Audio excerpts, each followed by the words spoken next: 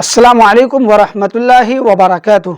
मेरे प्यारे नाजरीन, आप जानते हैं कि बिहार के अंदर इलेक्शन होने वाला है और तमाम पार्टियां जो है काफ़ी ज़ोर शोर से तैयारी कर रही है और अपने उम्मीदवार का ऐलान कर चुके हैं।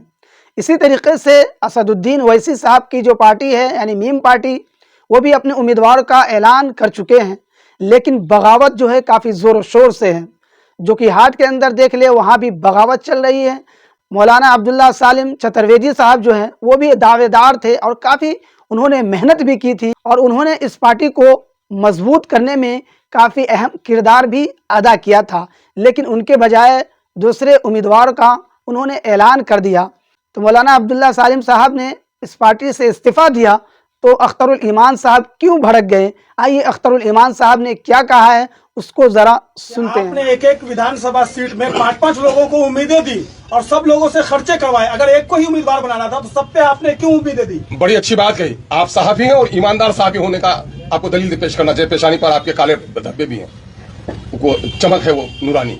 आप बताइए, क्या मेरी तकरीर नहीं सुनी थी आपने यहाँ मरवाड़ी कॉलेज से पश्चिम के? देखो, एक एक क्षेत्र से 5-7 उम्मीदवार बने हुए हो। पार्टी किसी एक को टिकट देगी, बाकी 5 को मायूसी आएगी। जहां 3 हो वहां 1 को टिकट मिलेगी, 2 को मायूसी आएगी।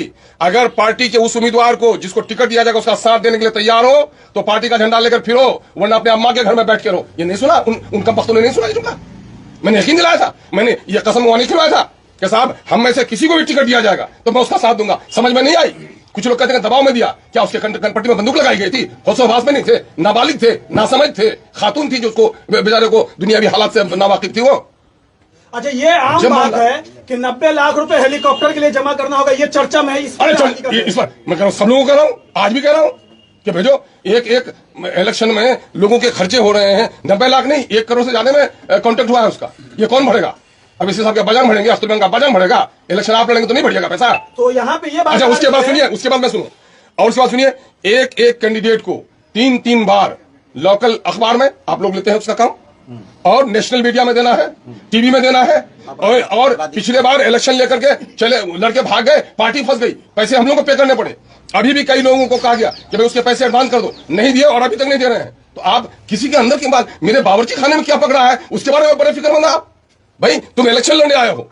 चलिए, ये बात तो हो गई। सीमांचल पिछड़ा है, सीमांचल की पसमानदगी की अक्सर आप लोग बात करते हैं, इमाम बात करती है। असद साहब हो या आपके इमाम के दीगर लीडरान हो, हैदराबाद जो डेवलप इलाका है वहां पे आप बाइक से 4 व्हीलर से आप चुनाव कैंपेन करते हैं। इस गरीब इलाके में गरीब इलाके के लोगों से पैसा लेकर हेलीकॉप्टर से आप चुनाव कैंपेन करेंगे, ये क्या? आप यह बात बताइए तो कि आप आए कहां से? अभी आप आए कहां? शहर से आए ना, मोटरसाइकिल लेके आए, ससुराल लड़िया है ना, मोटरसाइकिल लेके जाइएगा बेगम को लेके, 4 चक्के पर जाइएगा। अरे 4 चक्के पर जाइएगा, और यहां से बम्बई जाइएगा तो हवाई जहाज पर जाइएगा। ये बात बताइए, 10 दिन का कलील वक्फा है मेन कैंपेन का, और हमारे 30 कैंडिडेट हैं, 29 रह गए हमारे। तो इन कैंडिडेट के दरमियान में सारे इलाके का दौरा करना ये पॉसिबल है उस नेता के लिए? पॉसिबल है कि अक्ल सलीम रखने वाला कोई दीवाना तो ये बोल सकता है। और जहां तक अक्ल सलीम रखने वाला कोई दीवाना जिसको मालूम नहीं है जोग्राफिया, वो जोग्राफिया पढ़ ले कि पूरे पार्लियामेंट्री इलेक्शन में, असेंबली इलेक्शन जो लड़ती है हैदराबाद में पार्टी, वो 40 किलोमीटर के रेडियस में लड़ती है। और यहाँ 3 मैंने अगर लंबाई चौड़ाई जोड़िएगा तो कम से कम 2000 किलोमीटर का सफर को तय करना पड़ेगा। तो अगर उसको अकल नहीं है कि 40 किलोमीटर की दूरी तय करना और 2000 किलोमीटर की दूरी तय करना, तो उसकी अकल पर अल्लाह वो करे रहमत नाजिल फरमाए। अजहर जी, आपने कहा कि कोचा धामन में चुनाव लड़ने में काफी खर्च हो गया।